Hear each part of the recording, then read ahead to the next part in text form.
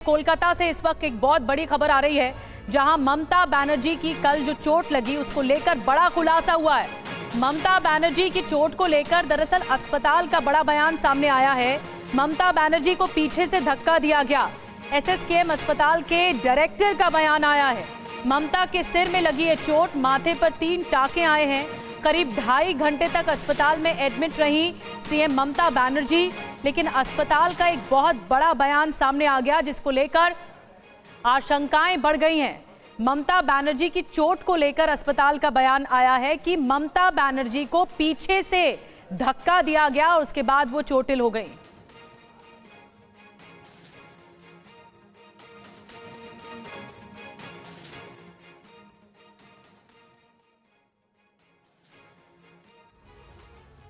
और कल चोट लगने के बाद ममता बनर्जी को कोलकाता के एसएसकेएम हॉस्पिटल ले जाया गया। हॉस्पिटल के डायरेक्टर डॉक्टर मणिमोई बंदोपाध्याय ने क्या कहा, सुनिए। Chief Minister of West Bengal, Mamata Banerjee, reported to our hospital today around 7:30 p.m. with a history of fall within the vicinity of our home due to some push from behind. She had a cerebral concussion, had a sharp cut over her forehead and nose, which was bleeding profusely. Initially, she was assessed by HOD Neurosurgery, HOD Medicine and cardiologist of our institute, and her vitals were stabilized. 3 stitches has been applied on forehead and 1 on nose, and required dressing was done. Investigations like ECG, echocardiogram, Doppler and CT scan etc. was done. Medical personnel have provided their opinion in this regards. She was advised to remain admitted for observation, but she preferred to go home. तो आपने doctors को सुना। ममता बनर्जी को चोट कैसे लगी, इसके बारे में अब तक जो डिटेल सामने आई है उसके मुताबिक ये घटना कल शाम करीब 6:30 बजे से 7 बजे के बीच की है। उस समय ममता बनर्जी अपने बेडरूम में थी। दूसरे कमरे में उनकी भाभी और कजरी बनर्जी, भतीजे अभिषेक बनर्जी, आकाश बनर्जी और परिवार के अन्य सदस्य भी मौजूद थे। इसी बीच उनकी नौकरानी दौड़कर आई और बोली कि दीदी फर्श पर गिर गई हैं और खून बह रहा है। सभी लोग दौड़े और देखा कि ममता फर्श पर पड़ी हुई हैं। इसके बाद अभिषेक बनर्जी ने उन्हें फिर अस्पताल पहुंचाया और ये पूरा सीक्वेंस रहा जब ममता बनर्जी को चोट लगी। हमारे साथ रविशंकर दत्ता इस वक्त कोलकाता से मौजूद हैं। लेकिन रवि, एक बहुत महत्वपूर्ण सवाल ये कि एसएसकेएम अस्पताल की तरफ से एक बड़ी बात कही गई है, जिसके जरिए कहा जा रहा है कि एक बहुत बड़ा खुलासा है कि पीछे से ममता बनर्जी को धक्का दिया गया। ये थ्योरी कहां से आ रही है, क्यों कह रहे हैं ऐसे डॉक्टर्स? देखिए, ये थ्योरी आने का कारण ये है कि ममता बनर्जी जब हॉस्पिटल पहुंचे, जब डॉक्टर्स उनके पास पहुंचे, जब डायरेक्टर मणिमोई बंदोपाध्याय जब उनके पास पहुंचे तो उनको पूछा गया था कि क्या हुआ, कैसे आप गिर गई।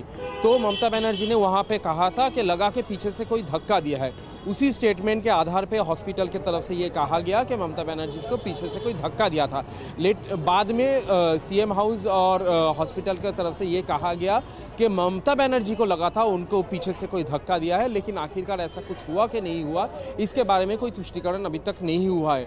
और इसके चलते सीएम का जो स्टेटमेंट था रात में, उसको ठीक किया गया और कहा गया कि ममता बनर्जी हो सकता है उनका प्रेशर फॉल कर गया हो, और क्योंकि सर भारी हो गया था इसलिए सामने की तरफ वो गिर गए थे, जिसके चलते डीप कट उनका फोरहेड में हुआ। और इसी ऐसा घटना जब घटती है तो लगता है कि पीछे से कोई धक्का मार रहा है, क्योंकि प्रेशर फॉल होने से बॉडी यहाँ पे लाइट वेट हो जाता है। तो यही एक थ्योरी है जो डॉक्टर्स बता रहा है कि ऐसा हो सकता है। लेकिन आखिरकार सच में सीसीटीवी फुटेज में अगर कुछ ऐसा हुआ कि पीछे से सच में कोई धक्का मारा था, वो इन्वेस्टिगेशन प्रोसेस की बात है। लेकिन इन्वेस्टिगेशन किस आधार पर आगे चल रही है, इस बारे में आपसे सवाल करूंगी रविशंकर दत्ता। लेकिन इस बीच रविशंकर दत्ता, हमारे सहयोगी जो बता रहे हैं कि सीएम आवास के सोर्सेज से भी बड़ी खबर आ गई है। खबर क्या है? ममता बनर्जी को किसी ने धक्का नहीं दिया। सोर्सेस के हवाले से खबर है, ममता को महसूस हुआ मानो किसी ने धक्का दिया है। एसएसकेएम हॉस्पिटल के डायरेक्टर का बयान आपको हमने दिखाया, जिन्होंने कहा कि सीएम को धक्का दिया गया है। लेकिन इस बीच सोर्सेस के हवाले से यह खबर आ रही है और सीएम आवास के सोर्सेस से यह बड़ी खबर है कि ममता बनर्जी को किसी ने धक्का नहीं दिया है। ममता बनर्जी को महसूस हुआ कि मानो किसी ने धक्का दे दिया है। हालांकि पुलिस अभी पूरे मामले की जांच कर रही है। हर एंगल से जो हो रही जांच को लेकर ही रविशंकर दत्ता से अगला सवाल होगा। लेकिन उससे पहले निधि, ये एक इंफॉर्मेशन वॉल पर डिटेल इस पूरे हादसे को लेकर या कहें इस साजिश को लेकर। बिल्कुल सुरभि, और बता देते हैं दर्शकों को कि ममता बनर्जी को कहां-कहां चोटें आई हैं, क्या है अस्पताल की रिपोर्ट। आइए बिग वॉल के जरिए आपको डिटेल बताते हैं कहां लगी है चोट। सिर में चोट आई है ममता बनर्जी को, सीएम को, और माथे पर उनका एक कट लगा है, जैसा कि आप देख रहे हैं। अभी माथे पर जो ये तस्वीर देख रहे हैं उस पर पट्टी लगी हुई है और नाक पर उनके घाव है, लेकिन जो माथे पर घाव है वो ज्यादा है। अब हुआ क्या कि माथे पर 3 टांके लगे हैं और नाक पर ड्रेसिंग की गई है। सुरभि, हालांकि यह भी देखा गया कि किस तरीके से उन्हें मेडिकली एग्जामिन किया गया। ईसीजी हुआ, एमआरआई हुआ, सीटी स्कैन और अन्य जांच भी की गई है। और हॉस्पिटल की ये रिपोर्ट के आधार पर हम बता रहे हैं, जहां ये भी साफ कर दिया गया कि किस तरीके से उनकी मेडिकल एग्जामिनेशंस हुई है। हालांकि एक और बड़ी खबर इस पूरे मामले पर, लगातार जिस तरीके से इलाज ममता बनर्जी का किया गया है उसी बारे में आपको बता दें कि ममता बनर्जी एसएसकेएम हॉस्पिटल के वुडबर्न वार्ड में एडमिट थी, जहां पर उनका इलाज किया गया और डॉक्टर्स ने कहा कि उन्हें गंभीर चोट नहीं लगी है, लेकिन अगले कुछ दिनों तक उन्हें डॉक्टर्स की ऑब्जर्वेशन में रहना चाहिए। लेकिन बावजूद इसके ममता बनर्जी ने यह प्रेफर किया और उन्होंने कहा कि वो डिस्चार्ज होकर घर जाना चाहती हैं। बिल्कुल, इस बीच एक और बड़ी खबर आ रही है। ममता बनर्जी को चोट लगने के कारणों की जांच अब शुरू हो गई है। एसएसकेएम हॉस्पिटल के डॉक्टर्स के बयान के बाद जांच शुरू हुई है। हॉस्पिटल के डायरेक्टर ने अपने बयान में ममता को धक्का देने की बात कही। फिर सूत्र ये भी बता रहे हैं कि ममता बनर्जी को ऐसा लगा कि कोई उन्हें पीछे से धक्का किसी ने दिया है। कोलकाता सीपी के नेतृत्व में ये टीम बनाई गई है। रविशंकर दत्ता इस वक्त हमारे साथ हैं। रवि, मेडिकल एग्जामिनेशन के आधार पर उनकी कंडीशन क्या बताई गई थी? क्योंकि अगर किसी ने धक्का नहीं दिया है, इस बात को रूल आउट किया जा रहा है, तो अचानक उनकी तबीयत ऐसा क्या हुआ कि वो गिर गई और उनकी इंजरी आई कि अब टांके तक लगाने पड़े? देखिए, अगर ममता बनर्जी के मेडिकल हिस्ट्री आप देखेंगे तो उनका चलना बहुत, क्योंकि वो दिन में जो ट्रेडमिल होता है उनसे काफ़ी ज़्यादा चलते हैं, करीब 20-22 किलोमीटर चलते हैं। जैसे ममता बनर्जी हर जगह पे कहती है कि 20-22 किलोमीटर चलते हैं। अगर वो ऐसे चलते हैं तो उनका जो उम्र हुआ है उसका हिसाब से वो काफ़ी ज़्यादा चलते हैं और इसके चलते उनका घुटनों में पानी जमने का एक हिस्ट्री पहले से ही है, जिसके चलते डॉक्टर ने पहले ही कह रखा था उनको कि आप इतना नहीं चलिए। अब चलते चलते, क्योंकि वो उनका प्रैक्टिस हो चुका है, चलते चलते अगर उनका प्रेशर फॉल कर गया हो तो इसके चलते हो सकता है वो गिर गई हो, क्योंकि वो कल एक प्रोग्राम से वापस आ रही थी। उम्र भी उनका 70 साल हो चुका है। तो इसके बाद जब उनको हॉस्पिटल में दाखिला किया गया, वहाँ पे Doppler, CT scan, MRI scan, ECG, जितना कुछ होना चाहिए वो सब किया गया, लेकिन उन्होंने जांच का विषय है, नहीं पाया गया। बिल्कुल रवि, ये जांच का विषय है। सब सवाल ये पूछ रहे हैं कि आखिर ममता बनर्जी को चोट लगी कैसे और उन्हें किस बात क्या महसूस हुआ, ये सब जांच का विषय है। फिलहाल बहुत बहुत धन्यवाद इस पूरी घटनाक्रम को बताने के लिए रविशंकर दत्ता। और पश्चिम बंगाल की सीएम ममता बनर्जी को इससे पहले भी कई बार चोट लग चुकी है। कल उनको घर पर ही चोट लग गई, उन्हें अस्पताल में फिर भर्ती कराया गया। इससे पहले इसी साल जनवरी में भी वो चोटिल हो गई थी, जब एक सड़क हादसे का शिकार हो गई थी सीएम ममता बनर्जी। उस दौरान वह बर्धमान से कोलकाता वापस लौट रही थी और उन्हें चोट लग गई। इससे पहले पिछले साल 27 जून को ममता एक हादसे का शिकार हो गई थी, जब सिलीगुड़ी के पास उनके हेलीकॉप्टर की इमरजेंसी लैंडिंग करानी पड़ गई थी। ये 4 तस्वीरें एक साथ इसलिए आपको दिखा रहे हैं क्योंकि इससे पहले ममता बनर्जी को 2021 में विधानसभा चुनाव के दौरान भी चोट की खबर आई थी। 10 मार्च 2021 को ममता नंदीग्राम में विधानसभा चुनाव के लिए नामांकन दाखिल करने के दौरान घायल हुई थी। हालांकि तब ममता बनर्जी के पैर में चोट लगी थी और इसके बाद उन्हें कोलकाता के एसएसकेएम हॉस्पिटल में 3 दिन तक एडमिट भी रहना पड़ा था। और पश्चिम बंगाल के संदेशखाली में तृणमूल कांग्रेस के निलंबित नेता शाहजहां शेख पर शिकंजा कसता जा रहा है। सीबीआई को ईडी की टीम पर हमले से जुड़े कई सबूत भी हाथ लगे हैं। ईडी की टीम ने गुरुवार को शाहजहां शेख के ठिकानों पर छापेमारी की। इस दौरान ईडी की टीम केंद्रीय सुरक्षा बलों के जवानों के साथ संदेशखाली पहुंची। ईडी ने शाहजहां के ईंट भट्टे के साथ साथ दमखाली में उसके ठिकानों पर छापेमारी की। यहाँ से ईडी ने शाहजहां शेख और उसके करीबियों की 3 लग्जरी गाड़ियों को सीज कर लिया है। साथ ही कुछ दस्तावेज भी जब्त किए हैं। एक तरफ ईडी ताबड़तोड़ आरोपियों के ठिकानों पर छापेमारी कर रही है, तो वहीं दूसरी ओर कोर्ट ने उसकी जमानत खारिज कर दी है। इतना ही नहीं, कोर्ट ने उसकी सीबीआई कस्टडी 8 दिनों के लिए बढ़ा दी है। वहीं ईडी पर हमले के 7 अन्य आरोपियों को 5 दिन की सीबीआई कस्टडी में भेज दिया गया है।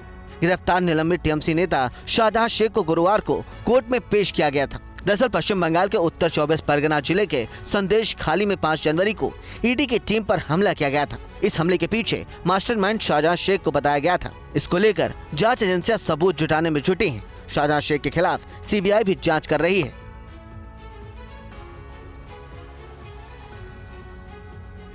और मोदी सरकार ने पेट्रोल और डीजल की कीमतों में 2 रुपए प्रति लीटर की कटौती कर दी है। सरकार के फैसले पर आम लोग क्या कह रहे हैं, आइए देखते हैं रिपोर्ट। लोकसभा चुनाव से पहले मोदी सरकार ने देश की जनता को एक और तोहफा दिया है। रसोई गैस के बाद सरकार ने पेट्रोल और डीजल की कीमतों में 2 रुपए प्रति लीटर की कटौती करके आम लोगों को बड़ी राहत दी है। फर्क पड़ेगा काफी, इसको 2 रुपए की जाता है तो काफी फर्क पड़ जाएगा। फर्क तो फर्क ही है, चाहे 2 रुपए का हो चाहे 1 रुपए का हो। राजधानी में पेट्रोल की कीमत पहले 96.72 रुपए थी, अब 94.72 रुपए प्रति लीटर। डीजल पहले 89.62 रुपए, अब 87.62 रुपए प्रति लीटर है। आर्थिक राजधानी मुंबई में पेट्रोल की कीमत पहले 106.31 रुपए थी और अब 104.31 प्रति लीटर है। वहीं डीजल पहले 94.27 रुपए थी और अब 92.27 रुपए प्रति लीटर है। कोलकाता में पहले पेट्रोल 106.3 रुपए थी और अब 104 रुपए प्रति लीटर है। डीजल की कीमत पहले 92.76 थी और अब 90.76 रुपए प्रति लीटर है। तो चुनाव से पहले सरकार ने बड़ी राहत दी है और उम्मीद है कि पेट्रोल डीजल पर 2 रुपए की कटौती से महंगाई भी कम होगी। पेट्रोल डीजल 2 रुपए सस्ता हुआ है। ये 4 तस्वीरें एक साथ आपके सामने हैं, जहां देखिए किस तरीके से बड़ा तोहफा दिया गया है और 2 रुपए सस्ता किया गया है पेट्रोल डीजल। जी हां, पेट्रोल डीजल के दामों में 2 रुपए की कटौती के बाद नोएडा की जनता क्या कहती है, अभिजीत ठाकुर की ग्राउंड रिपोर्ट दिखाते हैं।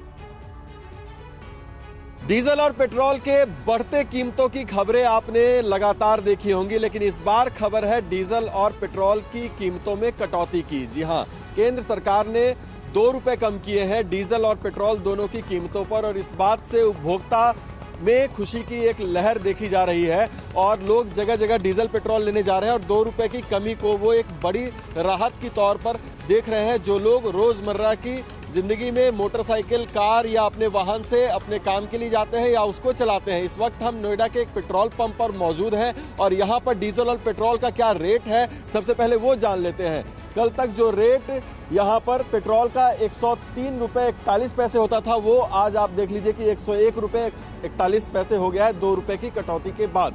और अगर हम डीजल की बात करें तो डीजल की कीमत जो है वो भी घटकर यहाँ पर हो गई है 87 रुपए 96 पैसे, जो कि कल तक 89 रुपए 96 पैसे थी। यानी कि एक राहत जरूर है। हमारे साथ पेट्रोल पंप के ही कर्मचारी मौजूद हैं यहाँ पर। रेट में कटौती के बाद लोगों में किस तरह का उत्साह? सर, उत्साह हुई है। जो 3-4 दिन से पहले से इंतजार कर रहे थे कि रेट कब कम होगा, वो आज इनकी ख्वाहिश पूरी होगी। 2 रुपये पेट्रोल और डीजल दोनों पे कम हुई है। आप डीजल ले रहे हैं या पेट्रोल ले रहे हैं? सर, पेट्रोल ले रहे हैं जी। 2 रुपए की कटौती कितनी बड़ी राहत है? बहुत बड़ी राहत है। ऐसे हम चाहते हैं तो और हो जाए। अच्छा। हाँ जी। और भी लोग यहाँ पर आप देख सकते हैं कि डीजल पेट्रोल ले रहे हैं, बात करने की कोशिश करते हैं। 2 रुपए की कटौती की खबर आपको मिल गई है? फर्क पड़ता है बहुत। मैंने कहा बहुत फर्क पड़ता है क्या? हाँ, मतलब वही मैं आपसे पूछने की मेरे लिए नहीं पड़ता है। अच्छा भाई, अब 75 से आप 95 ले जाएंगे, उसके बाद फिर उस पर 2 रुपए की कटौती करेंगे, क्या फायदा मिलने वाला है? और पेट्रोल डीजल के दाम में 2 रुपए की कटौती के बाद चंडीगढ़ में भी लोग काफी खुश नजर आ रहे हैं। ग्राउंड जीरो से हमारे संवाददाता हरपिंदर सिंह की रिपोर्ट दिखाते हैं। देश भर में पेट्रोल और डीजल के रेट कम हो चुके हैं। आज सुबह 6 बजे से नई कीमतें लागू भी हो चुकी हैं। इस वक्त हम चंडीगढ़ में मौजूद हैं। पहले चंडीगढ़ के रेट आपको दिखा देते हैं।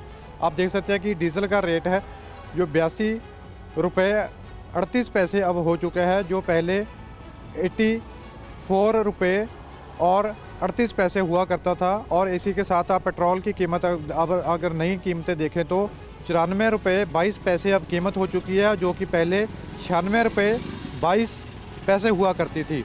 अब 2 रुपये कम हुए हैं। हालांकि चुनाव आने वाले हैं, चुनाव आने से पहले मोदी गवर्नमेंट की तरफ से ये रेट कम किए गए हैं। जो लोग यहाँ पे तेल भरवाने भी आ रहे हैं उनका भी यही कहना है कि हालांकि सरकार ने ये अच्छा काम किया है, लोगों ने तारीफ भी की है कि 2 रुपये रेट कम किए हैं, क्योंकि महंगाई देश में काफ़ी ज़्यादा बढ़ गई है। ਰੇਟ ਤਾਂ ਚਲੋ ਠੀਕ ਆ ਵੀ ਘੱਟ ਹੋ ਗਿਆ, ਤਾਂ ਸਾਰੇ ਵਾਸਤੇ ਫਾਇਦੇ ਵਾਸਤੇ ਇਹ ਗੱਲ ਆਈ ਜੀ ਇਹ, ਪਰ ਇਹ ਇਲੈਕਸ਼ਨਾਂ ਦੇ ਮੁੱਦੇ ਉਹਦੇ ਕਰਕੇ ਘੱਟ ਕਰਿਆ ਜੀ ਇਹ।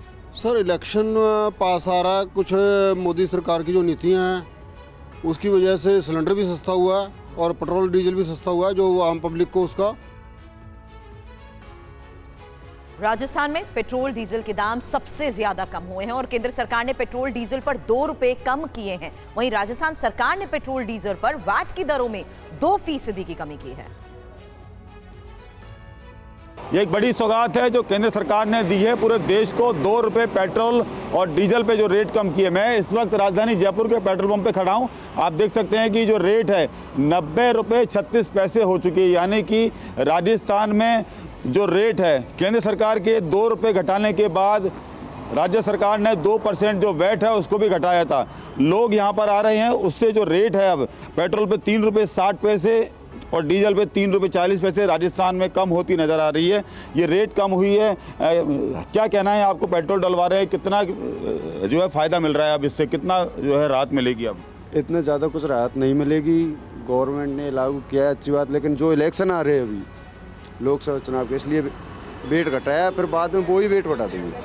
2 रुपये जो कम किया है राजस्थान में, 2% जो वैट कम किया है, तो इससे क्या ये आपको नहीं लगता कि ये कम है या ज़्यादा है?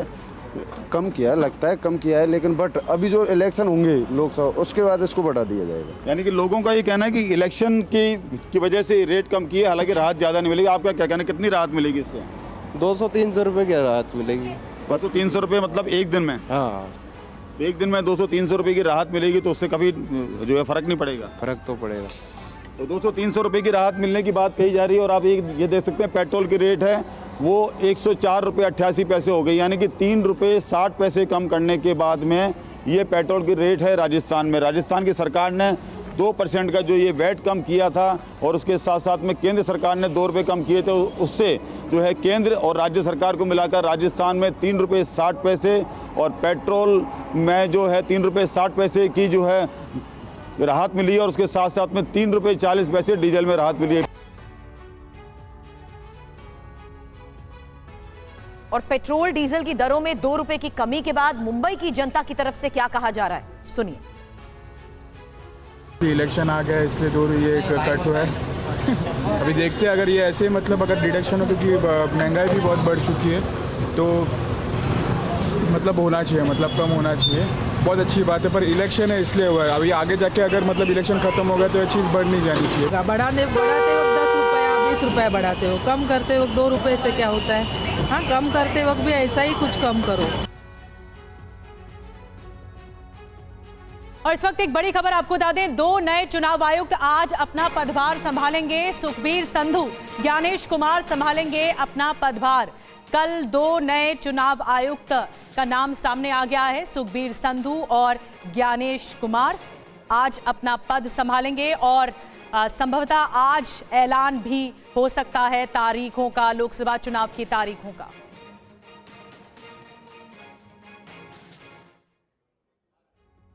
और एक और बड़ी खबर, प्रधानमंत्री मोदी आज से एक बार फिर दक्षिण भारत के दौरे पर जा रहे हैं। प्रधानमंत्री आज हैदराबाद में एक बड़ा रोड शो भी करने वाले हैं। लोकसभा चुनाव में दक्षिण के 129 सीटों पर इस बार बीजेपी का पूरा फोकस है। पीएम मोदी आज से 2 दिन के लिए दक्षिण भारत के दौरे पर जा रहे हैं। लोकसभा चुनाव की घोषणा से पहले पीएम मोदी आज हैदराबाद में रोड शो करेंगे और तमिलनाडु के कन्याकुमारी में रैली करेंगे। अगले 2 दिन पीएम मोदी तमिलनाडु, तेलंगाना और कर्नाटक का दौरा करेंगे और बीजेपी की बड़ी रैलियों को संबोधित करेंगे। पीएम मोदी पिछले 1 महीने से तीसरी बार तमिलनाडु दौरे पर जा रहे हैं। 15 मार्च को सुबह 11:15 बजे पीएम तमिलनाडु के कन्याकुमारी में जनसभा करेंगे। दोपहर करीब 1:15 बजे केरल के पथानमथिट्टा में जनसभा करेंगे। शाम करीब 5 बजे तेलंगाना के मलकाजगिरी में रोड शो करेंगे। रात में पीएम हैदराबाद राजभवन में रुकेंगे। अगले दिन 16 मार्च को दोपहर 12 बजे पीएम मोदी तेलंगाना के नागर कुर्नूल में जनसभा करेंगे। 16 मार्च को ही दोपहर 2:15 बजे पीएम मोदी कर्नाटक के गुलबर्ग में जनसभा करेंगे। पीएम की इस रैली को देखते हुए इस दौरान सुरक्षा के पुख्ता इंतजाम किए गए हैं। प्रधानमंत्री नरेंद्र मोदी ने दिल्ली मेट्रो के 2 नए कॉरिडोर का शिलान्यास किया। पीएम ने स्वनिधि योजना के तहत रेहड़ी और पटरी पर रहने वाले कारोबारियों को 1 लाख रुपए के लोन भी बांटे। प्रधानमंत्री नरेंद्र मोदी ने स्वनिधि योजना के तहत रेहड़ी पटरी पर रहने वाले कारोबारियों को 1 लाख रुपए के लोन बांटे हैं। पीएम ने इस योजना के लाभार्थियों से बात करते हुए कहा है कि ये मोदी की गारंटी से संभव हुआ है। पीएम स्वनिधि योजना मोदी की ऐसी ही गारंटी है जो आज रेहड़ी, पटरी, ठेले ऐसे छोटे छोटे काम करने वाले लाखों परिवारों का संबल बनी है। पीएम मोदी ने इंडिया गठबंधन के विचारधारा पर सवाल उठाए। मैं गरीबी को जी करके आया हूं और इसलिए जिसको किसी ने नहीं पूछा उन्हें मोदी ने पूछा भी है और मोदी ने पूजा भी है। प्रधानमंत्री नरेंद्र मोदी ने Delhi metro rail project phase 4 के 2 अतिरिक्त कॉरिडोर की आधारशिला भी रखी। और बिहार से एक ब्रेकिंग खबर मिल रही है। आज नीतीश मंत्रिमंडल का विस्तार भी संभव है। बीजेपी ने अपने मंत्रियों की लिस्ट सौंप दी है। जेडीयू कोटे से 9 मंत्री बनाए जा सकते हैं। पिछली सरकार के 8 मंत्रियों को फिर मौका दिया जा सकता है।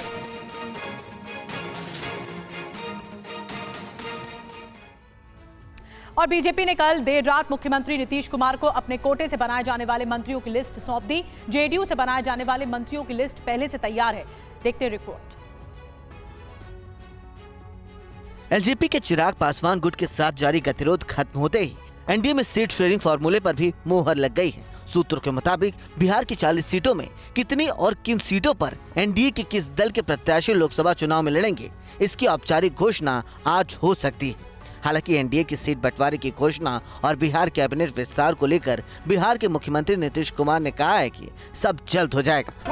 बात हो गई का सीट डिस्ट्रीब्यूशन कंप्लीट है। आप लोग एनडीए में बात हो गई, वो सब जल्दी हो जाएगा, रिजल्ट आ जाएगा। गुरुवार को नीतीश मंत्रिमंडल के विस्तार की उम्मीद जताई गई थी, लेकिन मंत्रिमंडल विस्तार एक बार फिर टल गया। लेकिन सूत्रों के मुताबिक नए मंत्रिमंडल में शामिल किए जाने वाले जेडीयू नेताओं को नीतीश कुमार का फोन आ चुका है। जेडीयू कोटे से 9 मंत्री बनाए जा सकते हैं। इसमें से अशोक चौधरी, महेश्वर हजारी, पूर्व आईपीएस सुनील कुमार, रत्नेश सदा, लेसी सिंह, मदन सहनी, जयंत राय, शीला मंडल, मोहम्मद जमा खान मंत्री बनाए जा सकते हैं।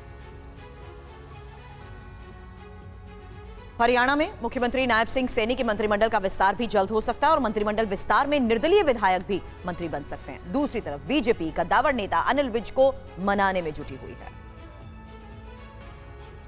ईश्वर की हरियाणा के सीएम नायब सिंह सैनी की गुरुवार को दिल्ली में बीजेपी आलाकमान के साथ बैठक हुई। बैठक में हरियाणा में जल्द ही कैबिनेट विस्तार को लेकर सहमति बनी। बीजेपी के वरिष्ठ नेता अनिल विज को मनाने का प्रयास किया जा रहा है। अनिल विज मनोहर लाल खट्टर सरकार के दौरान गृह और स्वास्थ्य मंत्री थे। हालांकि सूत्रों के हवाले से बताया जा रहा है कि इस बार उन्हें गृह विभाग न देकर खुद नायब सैनी अपने पास गृह विभाग रखने की कोशिश कर रहे हैं। लेकिन सीएम नायब सैनी के बाद सबसे ज्यादा विभाग वाले पावरफुल मंत्री अनिल विज को ही बनाया जा सकता है। हालांकि अनिल विज ने अब तक कैबिनेट में फिर से शामिल होने को लेकर अपनी सहमति नहीं दी है। हरियाणा बीजेपी के कद्दावर नेता और पूर्व गृह मंत्री अनिल विज अपनी ही पार्टी से नाराज चल रहे हैं। अनिल विज ने विधायक दल की बैठक का बहिष्कार भी किया था। अब उनके अगले कदम को लेकर तरह तरह के कयास लगाए जा रहे हैं। अनिल विज की नाराजगी इसलिए भी महत्वपूर्ण है क्योंकि लोकसभा चुनाव सिर पर है और बीजेपी नेताओं को डर है कि इस चुनाव में विज उनके लिए कोई नई मुसीबत न खड़ी करते। और लोकसभा चुनाव से पहले पंजाब में भी बड़ा बदलाव देखने को मिल सकता है। पंजाब में बीजेपी और शिरोमणि अकाली दल के बीच एक बार फिर से गठबंधन की अटकलें तेज हो गई हैं। सियासत को संभावनाओं का खेल यूं ही नहीं कहा जाता। पंजाब में 2 पुराने दोस्त एक बार फिर से हाथ मिला सकते हैं। शिरोमणि अकाली दल के अध्यक्ष सुखबीर बादल ने लोकसभा चुनाव के लिए बीजेपी के साथ एक बार फिर गठबंधन के संकेत दिए हैं। हालांकि सुखबीर बादल ने सीधे तौर पर बीजेपी का नाम तो नहीं लिया, लेकिन गठबंधन की संभावनाओं से इनकार भी नहीं किया। सुखबीर बादल ने कहा कि समान विचारधारा वाली पार्टियों के साथ गठजोड़ कर सकते हैं। ऐसे में माना जा रहा है कि उनका सीधा इशारा बीजेपी की तरफ था। ਅਸੀਂ ਤਾਂ ਜਿਹੜੇ ਪੰਜਾਬ ਨੂੰ ਬਚਾਉਣ ਵਾਸਤੇ ਜਿਹੜੀਆਂ ਲਾਈਕ ਮਾਈਂਡਡ ਪਾਰਟੀਆਂ ਹੈ ਜਿਹੜੀਆਂ ਇਕੱਠੀਆਂ ਹੋ ਸਕਦੀਆਂ ਸਾਡੇ ਪੰਜਾਬ ਨੂੰ ਬਚਾਉਣ ਵਾਸਤੇ ਅਸੀਂ ਮੋਸਟ ਵੈਲ। बादल ने कहा कि उनकी पार्टी कांग्रेस और आम आदमी पार्टी के साथ नहीं जा सकती। मतलब पंजाब में गठबंधन का नया फ्रंट बनता दिख रहा है। ऐसा लग रहा है कि पंजाब में करीब 2 साल बाद अकाली दल और बीजेपी के बीच फिर गठबंधन हो सकता है। हालांकि इस बीच बादल ने ये भी घोषणा की है कि उनकी पार्टी पंजाब में सभी 13 लोकसभा सीटों पर चुनाव लड़ेगी। AIMIM चीफ असदुद्दीन ओवैसी ने एक देश एक चुनाव को लेकर बनाई गई कमेटी की राष्ट्रपति को सौंपी गई रिपोर्ट पर क्या कहा, सुनिए।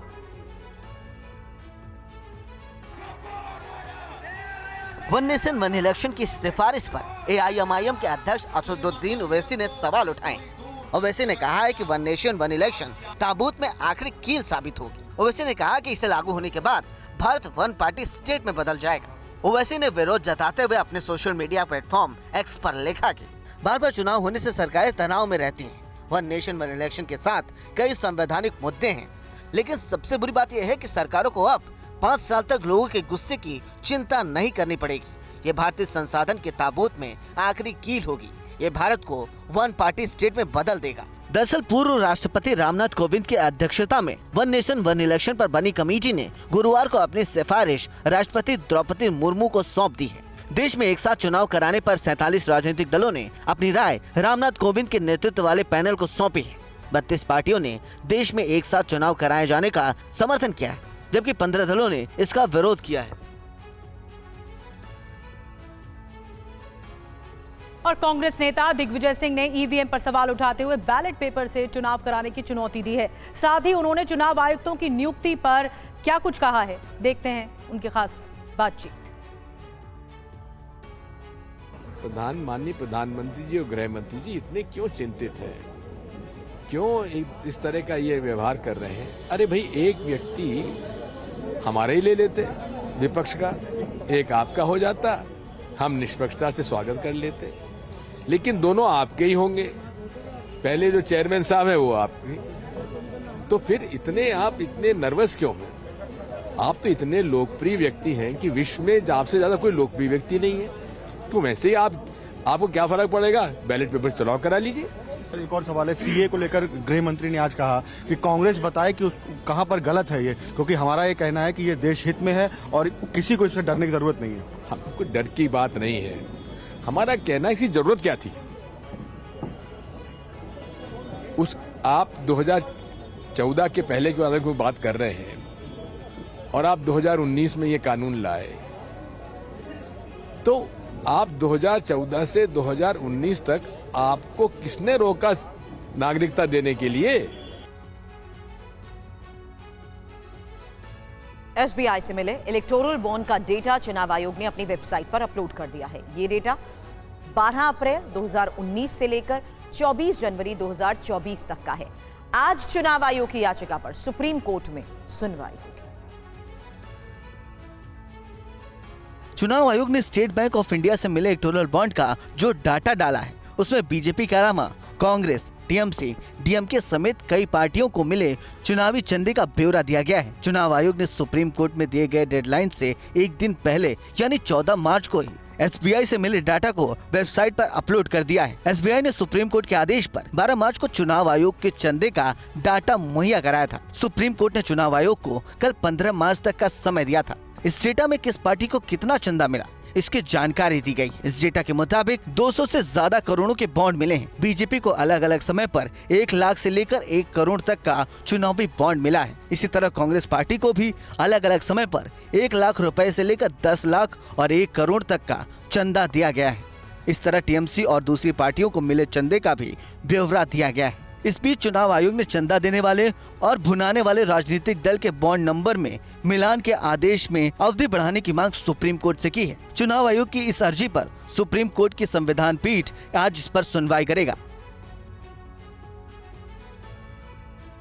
खबर राजस्थान से है। राजस्थान के भीलवाड़ा में एक गांव में तेंदुए ने दहशत मचा दी। तेंदुए ने वन कर्मचारियों के साथ गांव वालों पर भी हमला कर दिया। देखिए रिपोर्ट। ये तेंदुआ गांव में घुसा हुआ था। राजस्थान के भीलवाड़ा जिले के इस गांव में तेंदुए के आने की भनक लगते ही गांव वालों में दहशत फैल गई। ये खबर जब वन विभाग के कर्मचारियों को पता चली तो तेंदुए को पकड़ने के लिए जाल बिछाया गया, लेकिन वन विभाग के कर्मचारियों की लापरवाही देखिए कि बिना संसाधन के ही वन विभाग की टीम तेंदुए को पकड़ने के लिए गाँव में पहुँच गयी। वन कर्मचारी चारपाई और चादर के सहारे तेंदुए को पकड़ने की कोशिश करते रहे। इस बीच लेपर्ड ने वनपालक पर हमला बोल दिया। एक ग्रामीण को भी पंजा मारकर तेंदुए ने घायल कर दिया। हमला करने के बाद तेंदुआ जंगल की ओर भाग गया। घायल वनपाल मूलचंद शर्मा को भीलवाड़ा के अस्पताल में भर्ती करवाया गया। घटना बुधवार शाम 6 बजे भीलवाड़ा से 90 किलोमीटर दूर जहाजपुर कस्बे के गांव जोराजी का खेड़ा की है। ये गांव वन क्षेत्र से सटा इलाका है। बनास नदी के कैचमेंट एरिया से कभी कभी गाँव से तेंदुआ घुस आता है।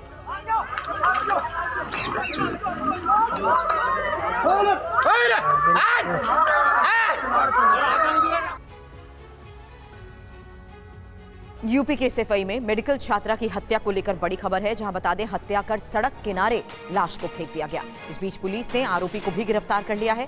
अखिलेश यादव ने न्यायिक जांच की मांग की है। बीजेपी सरकार नारी का ना मान बचा रही है और ना ही जान, अखिलेश यादव की तरफ से कहा गया। इस घटना की जानकारी मिलने के बाद छात्रों ने हंगामा किया। मृतक छात्रा 2023 बैच की मेडिकल छात्रा थी। आशंका जताई जा रही कि छात्रा के साथ रेप कर उसकी लाश सड़क में फेंक दी गई, लेकिन अभी इसकी पुष्टि नहीं हो पाई है।